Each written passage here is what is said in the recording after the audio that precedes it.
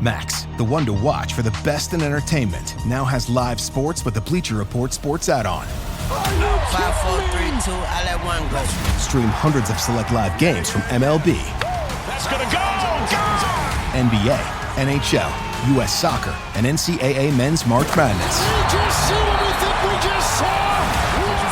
And it's all included for a limited time with any Max subscription. He got him! After the promo period, add it for $9.99 a month. Base subscription required. Apple Card is the credit card created by Apple. You earn 3% daily cash back up front when you use it to buy a new iPhone 15, AirPods, or any products at Apple. And you can automatically grow your daily cash at 4.15% annual percentage yield when you open a high-yield savings account. Apply for Apple Card in the Wallet app on iPhone. Apple Card subject to credit approval. Savings is available to Apple Card owners subject to eligibility. Savings accounts by Goldman Sachs Bank USA, member FDIC. Terms apply. This episode is brought to you by Reese's Peanut Butter Cups. Some things are just better together, like party playlists and Friday nights, campfires and ghost stories, peanut butter and chocolate. And Reese's Cups are the perfect combination of creamy peanut butter and delicious milk chocolate. So, when you want something sweet, you can't do better than Reese's Peanut Butter Cups. Buy Reese's today wherever candy is sold. Serie A Chronicles is a Media Chronicles production.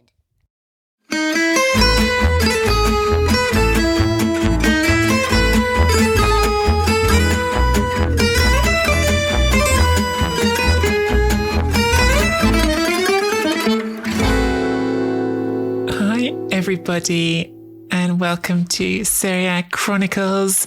It's just me, Nicky, here today, and I am having to improvise a little bit. I'm trying to do this as a voice note, but also record myself on video at the same time using two different devices. So bear with me with the technological side of this, but hopefully at the very least you'll get the voice note podcast. This is a very special episode of Serie A Chronicles because it's just me this week. No Mina. Mina's off living her best life in the sunshine on holiday, taking advantage of the international week for Serie A and other club football in Europe. Whereas Muggins here is still at home because I've just had lots of travelling. So I don't need to be anywhere else. And now I've got a dog going crazy at my feet because it doesn't know what I'm doing. So yes, just me for the podcast this week on a big week in Italian football. So I'm just going to jump right on in.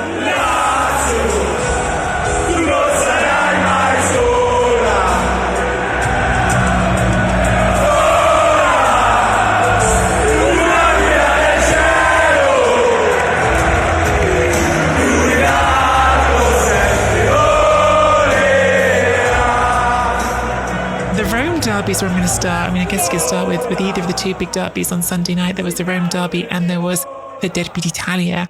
Both of them, well, maybe neither of them quite as exciting games as we hoped they could be, but certainly both of them quite interesting games with outcomes that have a real impact on the season going forward. But yes, the Rome derby, Lazio, of course, 1-0 winners. That's the first time since 2011, 2012 they've managed to win both derbies in a Serie A season. And I think this is fascinating from so many angles. Of course, those of you who already listened to the voice notes will have heard me on Friday after the Champions League draw and the Europa League draws have been done saying, oh, has Maurizio Sarri misjudged this here? Because all these other Italian clubs have decided to make that commitment to Europe. And you saw Fiorentina, I talked about that a lot on the podcast, Fiorentina, who have been having not such a great season, but they've managed to sort of leverage, I feel like, the momentum of their Europa Conference League run into momentum in the league, and you're seeing their results improving in the league week by week. Whereas Sarri was the one manager of any of the Italian clubs who kind of just said, look, this isn't my priority, the Europa Conference League. He talked about it in a number of different interviews at different times and basically just said, look, I think other things are important. He actually kind of tried to keep tempering that thought a little bit and saying, look, I'm not saying throw it out completely. I'm not saying there's no value to it, but to me, the league is more important. And specifically ahead of the second leg against Alkmaar, he was saying the derby is more important. And in that second leg against Alkmaar, he not only rotated a number of starters, he also took off starters as the game was going on. I think the big ones, Milinkovic, Savic, Romagnoli and Mattia Zaccagni, taking them all off after about an hour of that game when the Europa League tie was 3-2 on aggregate to Alkmaar. 1-1 on the night, and one goal could have still taken his team through to extra time. But of course, as he saw it, but if we get extra time, then I'm going to let Milinkovic-Savic, Zaccagni, Romagnoli play 120 minutes before the derby. Are you mad? So from his point of view, it wasn't worth it. And they did indeed lose in the Europa Conference League, became the only Italian team yet to be eliminated from Europe.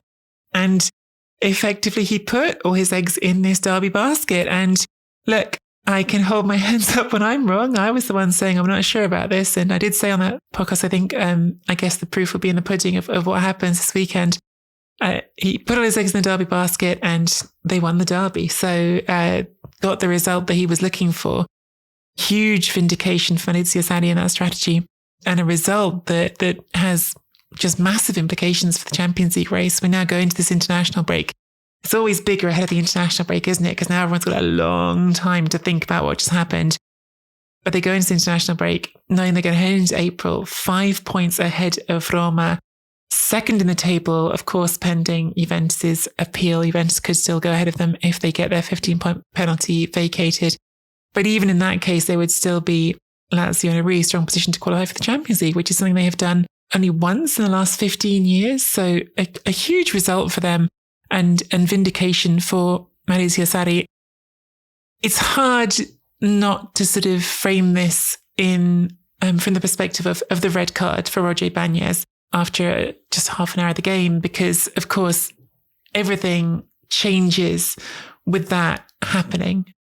Would we have got this? Would things have played out the way they did if he stays on the pitch? Would Lazio have controlled the game as much as they did? Would Roma have shown more ambition? Because in the first half hour of this game, I wouldn't say that Roma were dominant. It was kind of a scrappy, ugly game already, I felt like, even before that sending off.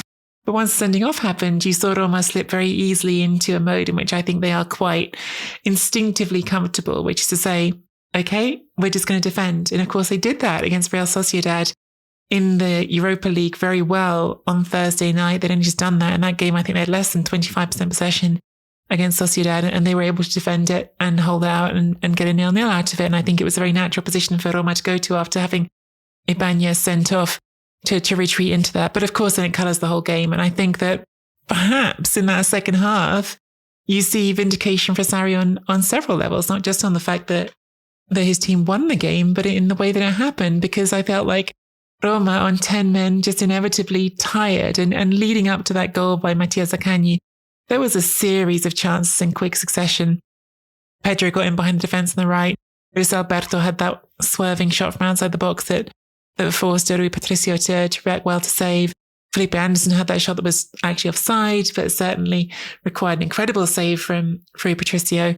So it felt like the moment was coming before it arrived, and then Zaccagni gets the goal. And look, Zaccagni for me is such I wrote about this in my Guardian column today, such an embodiment of Mattia Zaccagni's Lazio. I think I've probably talked about this several times on the podcast all year, because it's something that I think is really fundamental to Sarri's Lazio. Really, I think if you're looking for one player who embodies Sarrismo in this chapter, in this era, it is Zaccagni, because they signed him for less than 10 million euros after the year on loan from Verona. And he took a player who was really like this free-floating trequartista for Verona. And of course, that's a good player in a small team, classic thing to happen. You just say, right, you do what you need to do because we need you to carry us. Whereas at Lazio, he's been turning something very specific, which is this left winger, inverted left winger, if you will, who's going to come in, cut onto his right foot so that he can shoot. Very reminiscent of Lorenzo Insigne and the role that he took on at Napoli under Sarri. Something we've seen from the manager before, but done very, very effectively. I think Zaccagni has been brilliant for a while, but clearly this season has taken a step up, and Sarri has been chiding him for a while, saying, look, you've got so much going on in your game, but you don't score enough goals. This season, I want you to get to double figures. Well, this was number 9. So Zaccagni needs one more goal to hit that target that Sarri set for him. And I think he'd be crazy to bet against that happening now, because he's playing really well. He's comfortably, I always think this is a fascinating statistic. Zaccagni, it's not the first time he's been near the top of this table. I'd have to go and check to see if he actually finished top of it last season. But this season, he's comfortably the most fouled player in Serie A, which I think is one of those details that tells you something quite relevant. Like every opponent that they're playing against, Lazio sees him as the threat, sees him as a player they've got to deal with and that they struggle to deal with, which is why you end up with him getting fouled so often by defenders. And I think his role in this team, the way he provides a threat on that side of the attack, especially this season when Immobile's productivity, mostly because of injuries, but I'm sure age is a part of it as well, has really tailed off. Gino Immobile has also only scored 9 goals in Serie A this season, and that's had to be picked up somewhere, and Zaccagni's been a big part of it.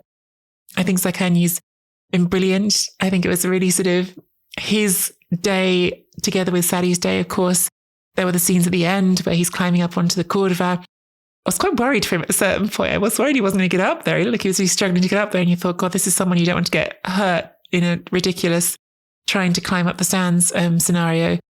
But as well as that, there was this beautiful moment with him in the post-game press conferences, because it was Father's Day in Italy this Sunday. This is, I think, quite a confusing thing for international listeners, because actually in England, Sunday was Mother's Day, but all these days have different calendars in different parts of the world. And yes, it was La Festa del Papà in Italy, the Father's Day, and Zaccagni's dad came to his press conference with him, and Zaccagni was saying, my dad in the week said you could see I was quite nervous, quite anxious about the derby, and said, you just need to stay calm, you just need to keep your cool and do your thing and you'll be okay. And his dad grabs him by the arm and says, and you listen to me. And I thought that was just a sweet moment between father and son. Nella festa del papà, al papà di Zaccagni non poteva arrivare regalo migliore, forse. È stato il più bello che potessi aspettare. Veramente una festa, è stato un bel regalo, veramente. Mattia, è dedicato a lui questo gol? Sì, la festa del papà lo dedico a lui, la dedico a tutta la mia famiglia che mi è stata sempre vicino, e a questo pubblico fantastico. Ma dopo questo gol, arrivato in una partita così anche nervosa, e non è stato facile, quanto sta facendo crescere Zaccagni? No, ho cercato di star più tranquillo possibile, anche perché mio papà in settimana mi ha visto nervoso e mi ha detto che dovevo star tranquillo in campo con gli avversari. L'ha ascoltata? Un pochino sì. Grazie. Hey gang, just wanted to let you know that you can now get a free 14-day trial of our Chronicles Tifosi Patreon membership.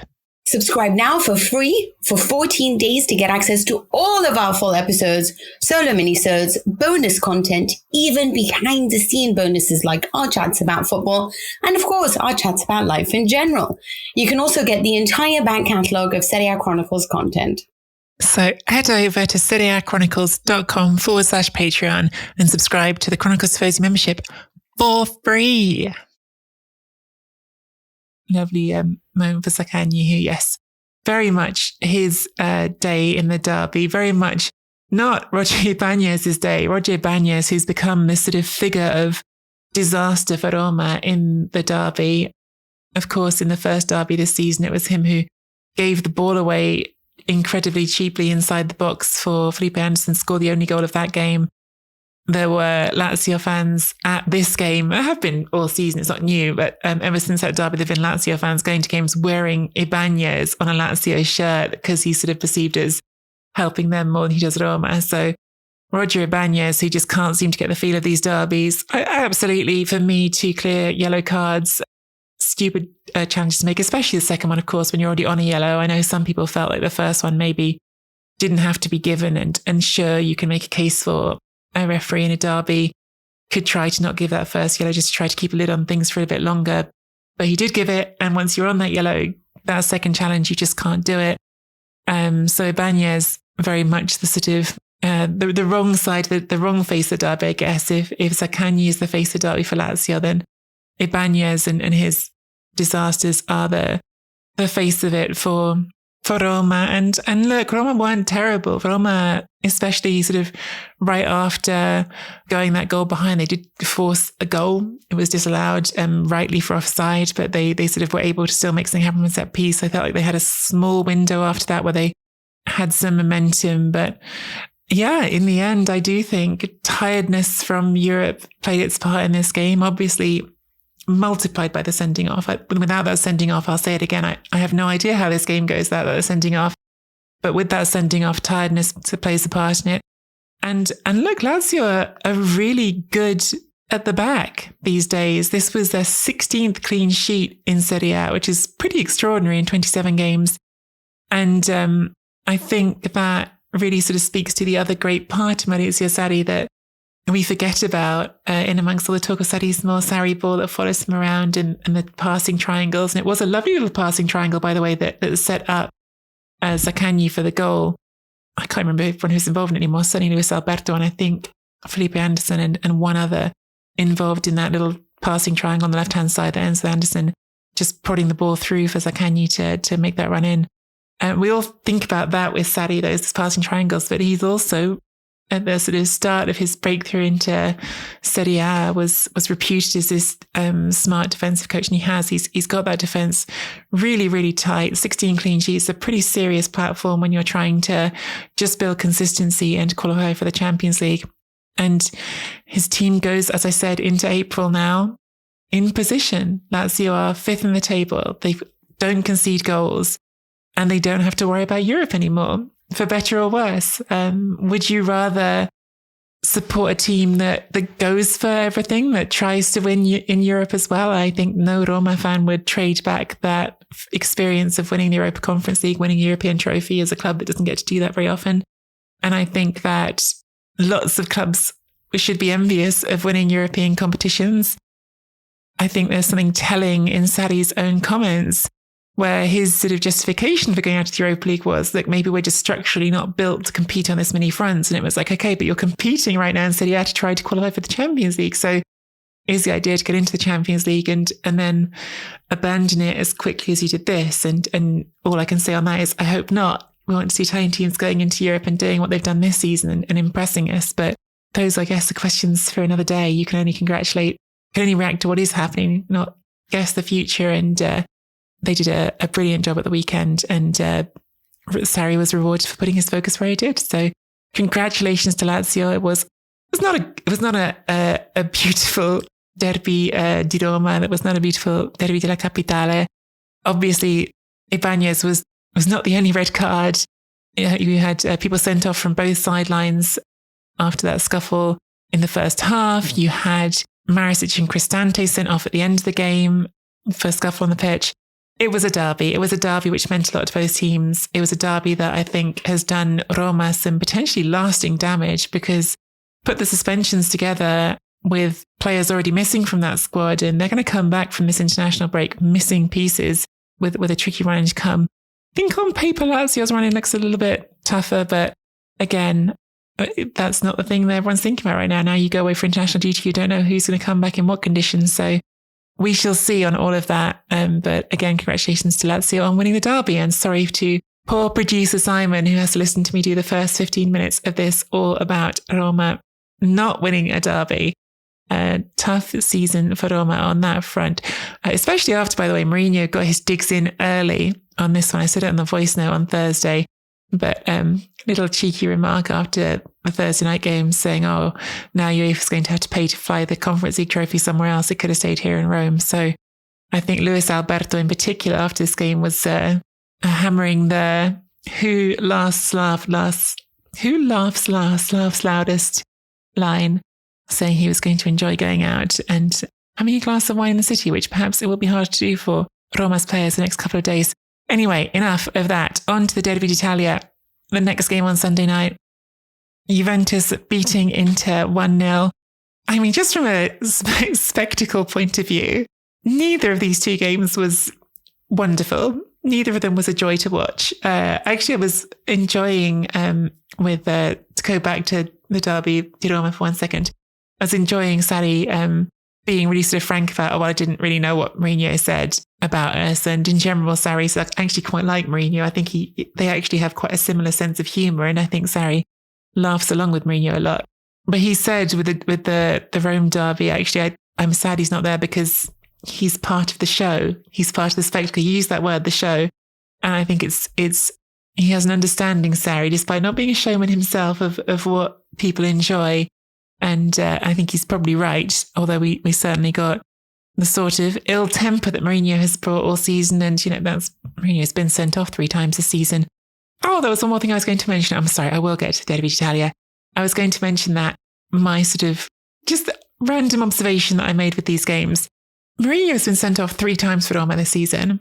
But before this suspension, no Roma player had been sent off. Now they've had a player sent off against Sassuolo, and they had, if you count Cristante at full time, 2 players sent off in the derby. Was Mourinho just getting all the red cards for his whole team, and now he's absent? That's when everyone else gets sent off. And that way of, he does deflect all the attention onto me. Was he doing it with referees as well, and getting all the bad attention onto himself, sucking up those red cards for everybody? Just a thought, just an idle thought on that. Anyway, the Derby d'Italia, I promised.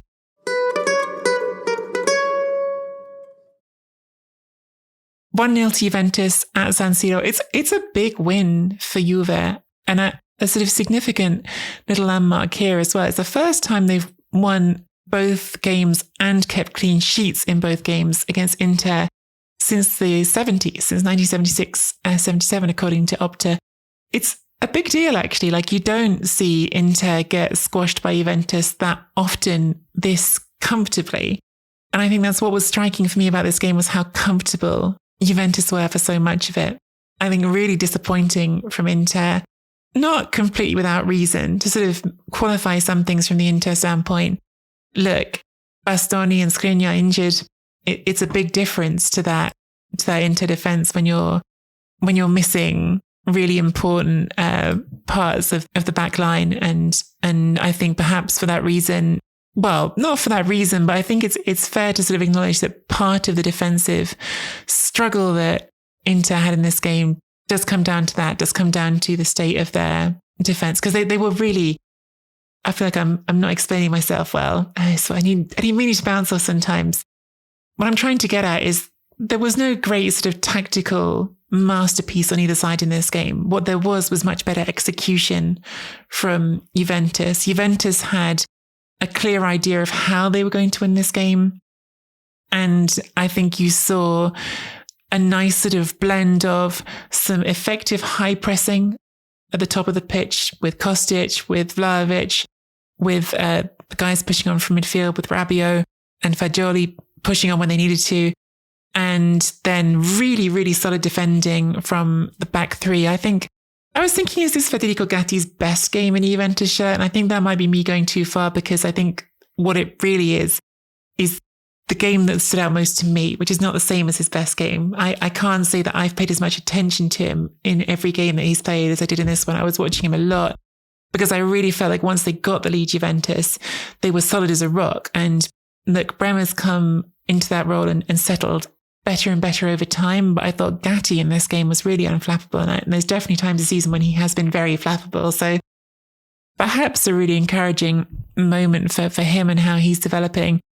And it just contrasted so much with what I felt like was a lack of decisiveness in Inter's defence. I don't think there was necessarily a wrong plan the way they were defending, but it just felt like when they tried to press, everyone was a few steps late, whether it was Di Marco stepping up on the left-hand side, trying to create that forward press together with their attackers, because that's what they were trying to do, is use the two fullbacks to sort of alternate pushing up in the defence, so as in the attacks, they would take turns to be the one pressing higher, or whether it was Darmian. And Darmian, of course, is just all over the place in the goal, out of position in the initials at the start of the move when they're coming forward, and then gets just completely lost trying to sort of backtrack and cover the line or something when he should be stepping into that space to create an aggression, to create a point of contact for Kostić as he gets into the area. Si fa vedere Locatelli, la giocata è più ambiziosa, verticale, Rabiot col petto, poi cerca il velo, ancora Servine Vlahovic, tocco di ritorno, Rabiot difende il pallone, si propone anche Kostić, palla per lui, si coordina, va col mancino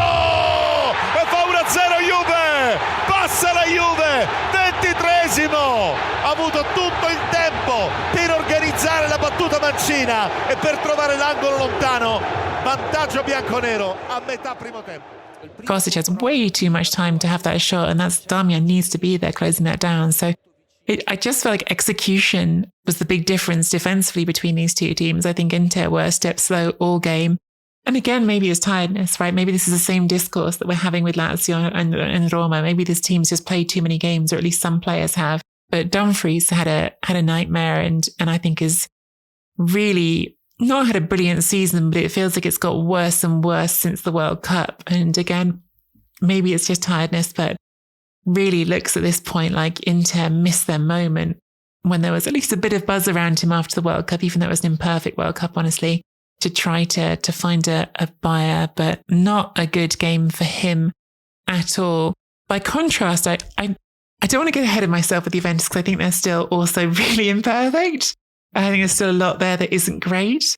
But I think this was a game where I watched it and thought, well, I get the ideas. I get the sort of the structure of it. And I think that midfield three with Locatelli, Rabiot and Fagioli, the idea is really the same idea as if you want to go back to like past successful Juventus teams and structures that we've known from better days. It's just exactly the same thing as having that sort of classic regista in the middle and Andrea Pirlo once upon a time. And to be clear, I'm not saying it's on the same quality level. I'm not talking about the quality being the same. But Pirlo in the middle, when he had Pogba and Marchisio, for instance, running either side of him as his two true mezzale, that's what it looked like at times with Rabiot and with Fagioli making those runs, and then Kostić in front almost as a Carlos Tevez type second striker who's dropping deep and making that blend between the midfield and the attack. Structurally, it kind of worked. And I think it works actually because one player in particular is very effective at the moment, and that is Rabiot. Rabiot is so effective right now. He's incredibly lucky. I don't know what invisibility potion he's got that allows him to handle the ball when no one else can.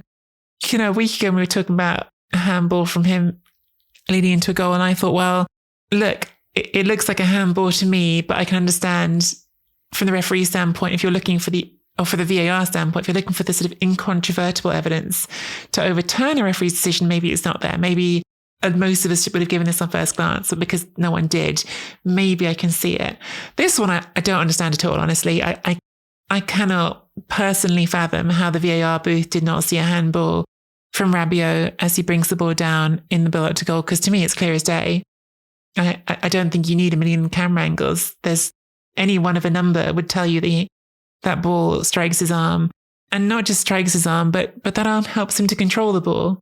And it's not sort of accusing him of a great wrongdoing. I'm not suggesting that it's something awful from what he did. He's playing the game and acting in real time, and you can only play to the whistle and then play to what VAR does afterwards. But I do have sympathy with Inter for the anger at that fact, at the fact that goal stands when it clearly shouldn't. It's absolutely a handball. And as lovely as the movement is, as lovely as Kostić's run is, as bad as the defending is from Darmian, it's a handball. And so the goal shouldn't stand. And if it doesn't stand, perhaps you get a different game out of it. So I think we can say all of that and then also sort of put that to one side and say, Inter were not good, especially sort of after conceding that goal, especially in the second half. Juventus became much more sort of passive, much more defensive minded, weren't trying to make the breaks forward they were in the first half. And Inter didn't do anything with it. I felt like there was so much sort of lack of inspiration in their movement, a lot of side-to-side passing that wasn't going anywhere. I think Brozovic does not look like he's got that vigor to him that he has at his best. And then Inzaghi takes off Barella, who's the one player who is making something happen, who does make those diagonal runs across the formation effectively that a couple of times do open up opportunities for him, mostly to shoot.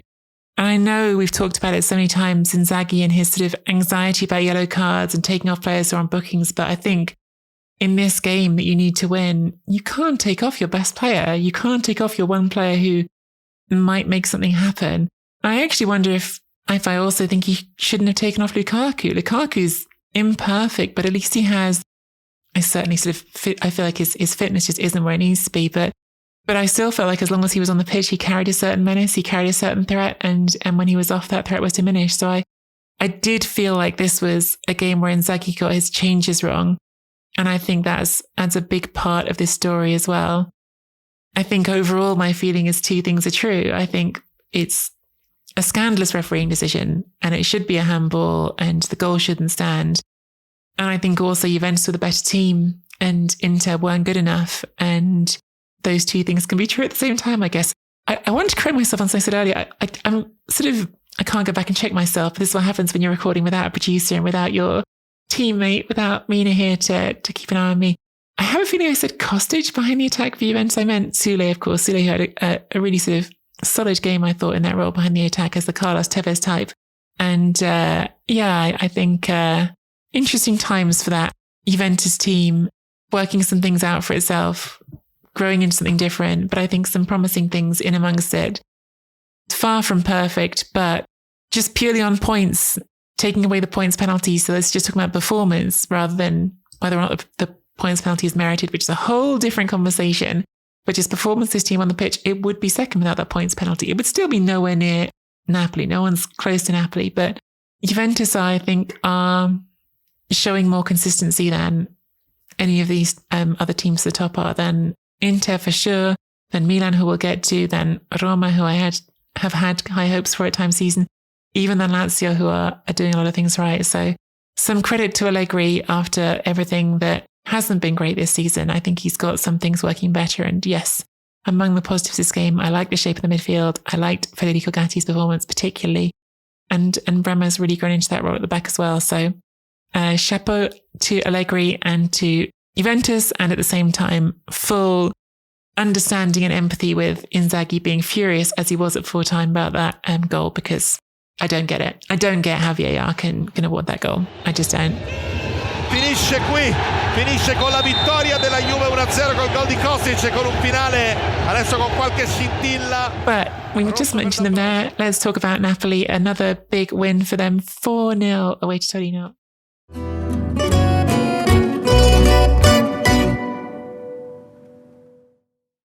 Sports Social Podcast Network.